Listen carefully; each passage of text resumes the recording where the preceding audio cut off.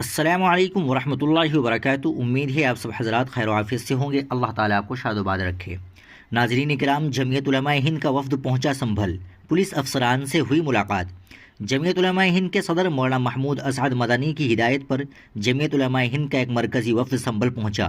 مولانا حکیم الدین قاسمی کی سربراہی میں وفد نے مسجد اسامہ محلہ کوٹلہ سنبھل میں بعد نماز عصر جامع مسجد کے ذمہ داران اور عمائدین شہر سے ملاقات کر کے حالیہ پولیس فائرنگ کے واقعات پر گہرے صدمے اور ناراضگی کا اظہار کیا۔ ساتھ ہی وفد نے متاثرین کے لیے ہر ممکن آئینی اقدامات کی یقین دہانی کرائی۔ وفد نے پولیس افسران بالخصوص ضلع کلکٹر، پولیس کپتان اور ایس ڈی ایم سے ملاقات کی اور پولیس تشدد پر سخت اعتراضات ظاہر کیے۔ کہا کہ بے قصوروں کی گرفتاری پر روک لگائی جائے۔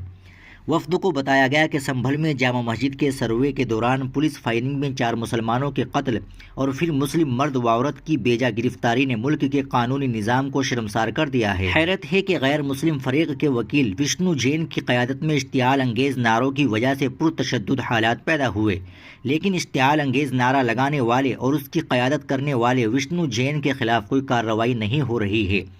اس کے برعکس جس کمیونٹی کے نوجوانوں کو گولیوں سے بھون دیا گیا، اس کے مرد و خواتین کو بے دریغ گرفتار کیا جا رہا ہے۔ ایسا لگتا ہے کہ یہاں انصاف کی آنکھوں میں سلائی پھیر دی گئی ہے اور انصاف کرنے والے ہی ظلم و ستم کے طرفدار بن گئے ہیں۔ وفد نے پولیس افسران کے سامنے مطالبہ کیا کہ واقعے کی غیر جانبدارانہ عدالتی تحقیق کا حکم دیا جائے۔ ساتھ ہی مطالبہ کیا کہ متاثرین کے اہل خانہ کو فی کس 50 لاکھ روپے معاوضہ فراہم کیا جائے۔ اشتعال انگیزی کے ذمہ دار وشنو جین و قصوروار پولیس افسران کے خلاف سخت کارروائی کی جائے۔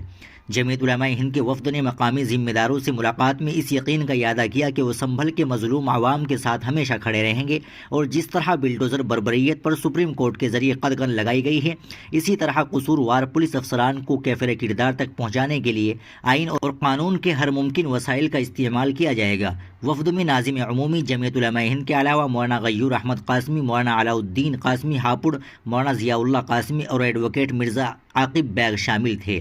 علاوہ ازیں حافظ شہید صدر جمعیت علماء سنبھل مولانا ندیم اختر، مولانا عبدالغفور، ڈاکٹر رئیس محمد ریحان اور مقامی جمعیت علماء کی پوری ٹیم وفد کے ہمراہ تھی۔ ناظرین کرام، جمعیت کی اس پہل کے بارے میں آپ کیا کہنا چاہیں گے؟ کمنٹ باکس میں ضرور بتا دیں۔ ویڈیو کو لائک اور شیئر ضرور کر دیں، چینل کو بھی سبسکرائب کر لیں۔